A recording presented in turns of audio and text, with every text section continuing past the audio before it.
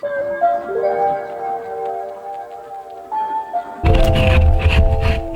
today I'm gonna talk to you a little bit about reel speed and one particular reason that I like to use slow reels.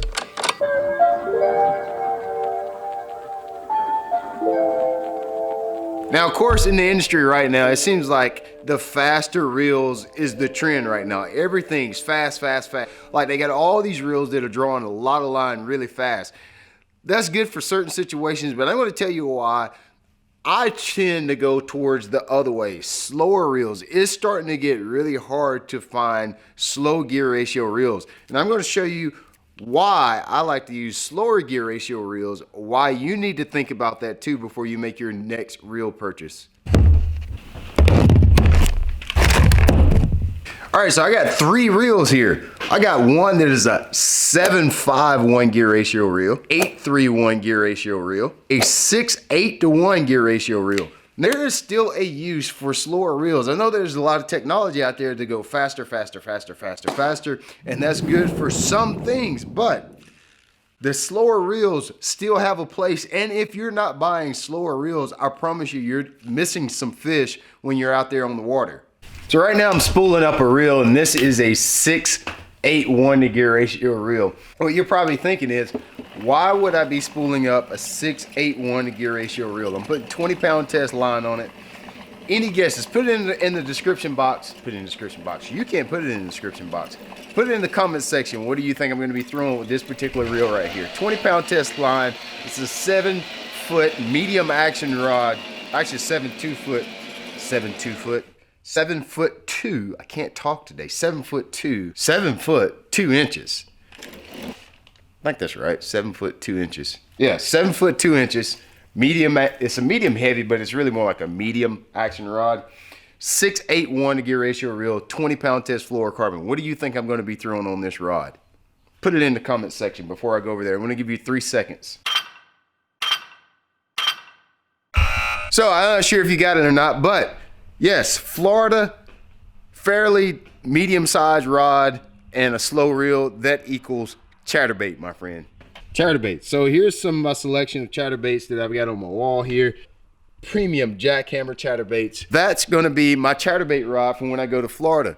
20-pound test fluorocarbon, 6.8 1 to gear ratio reel, and a 7 foot 2 medium-ish rod. This is a favorite Phantom that I'm putting this particular reel on. Let's talk about why I'm going to use that particular gear ratio reel on my chatterbait. All right, like I tell you, I'm going to Florida, and you know you're going to throw a chatterbait when you go to Florida. 6.8 1 to gear ratio reel. Why do I like to use a slow reel with a chatterbait? Be honest with you, it's almost all reaction baits. Almost. Notice I said almost, not every reaction bait. If it's any kind of bait that I reel back to the boat, chances are I'm going to use a slower reel. Here's why. Especially with the chatterbait, dude.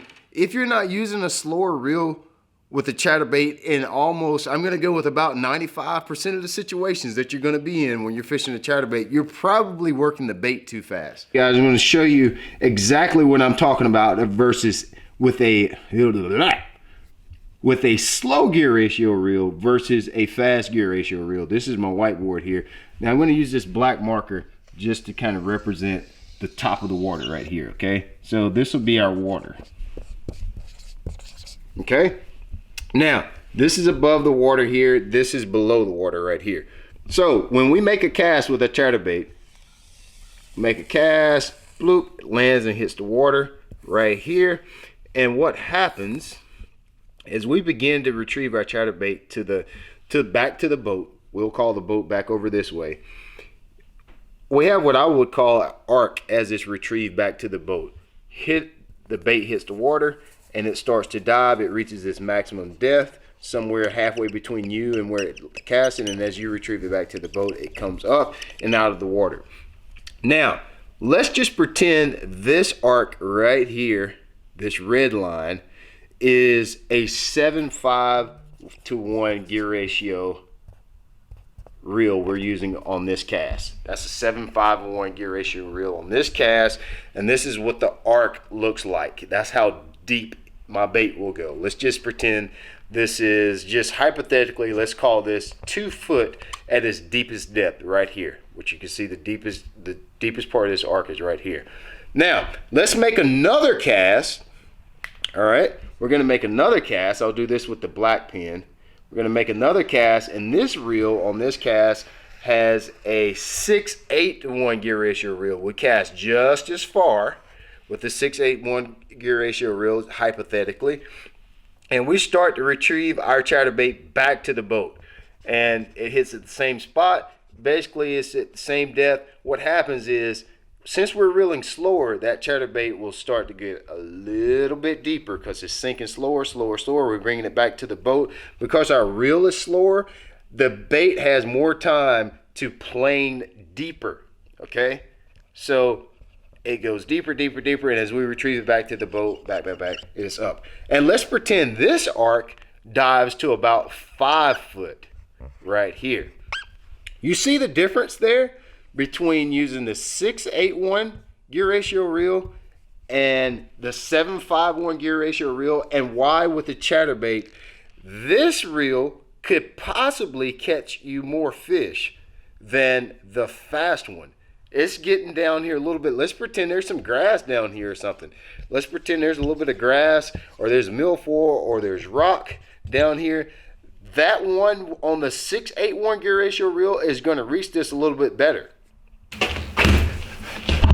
All right, so I hope that illustration helps you understand what I'm talking about of why you need to be using a slower gear ratio reel with your reaction baits. What are reaction baits? And the ones that I'm talking about, they're going to be crankbaits, square bill crankbaits, chatterbaits, spinnerbaits, baits along those lines that are reaction baits that really depend on your retrieve, on their depth. You need to be using a slower gear ratio reel. I don't remember what I said before, but like 95% of the time, there's gonna be a situation where maybe a faster gear ratio reel will help you, but I guarantee you most of the time, a slow gear ratio reel is gonna pay you off better. So let's clear up one thing right off the bat. I know I'm gonna get this in the comment section right here. I can already hear somebody saying this. Well, if I get a faster gear ratio reel, it's easier for me to slow down than it is for me to speed up.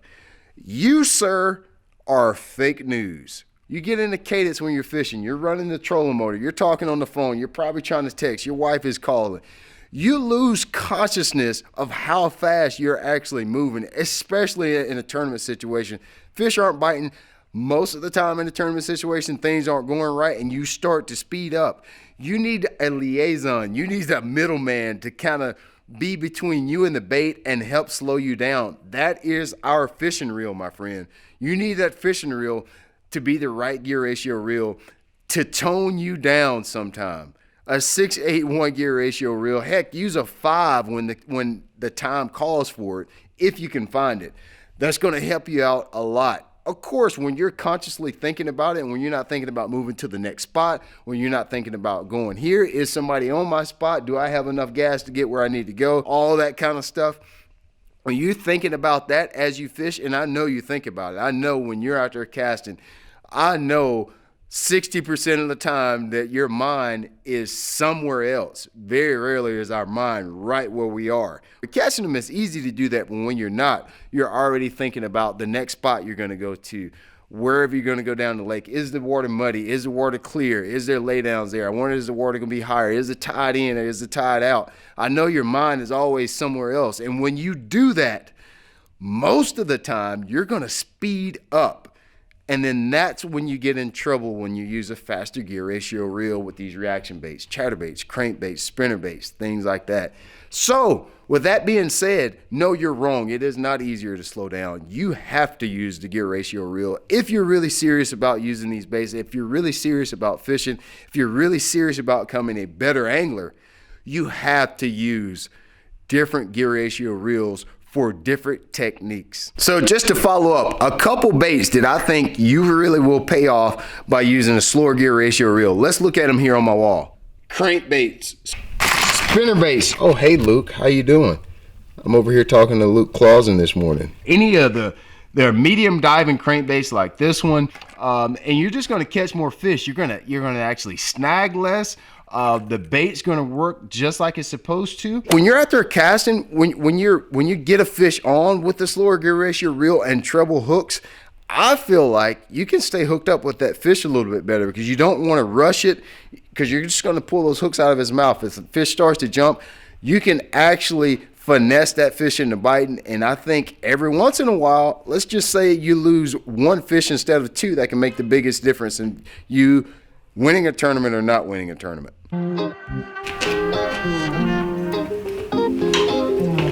Try it. 6-8-1 gear ratio reels, 6-8 to 1 gear ratio, 6-8. Yeah. So try it. 6-8-1s, the 5s. Slow your reels down when you're using your reaction baits, especially this winter. Watch. Come back and comment on this video after you buy slower gear ratio reels or use one that you already have. I promise you, you're probably going to catch more fish. You're going to feel your bait get in contact with the structure a lot better if you'll just slow down just a little bit. Let the reel be the middleman.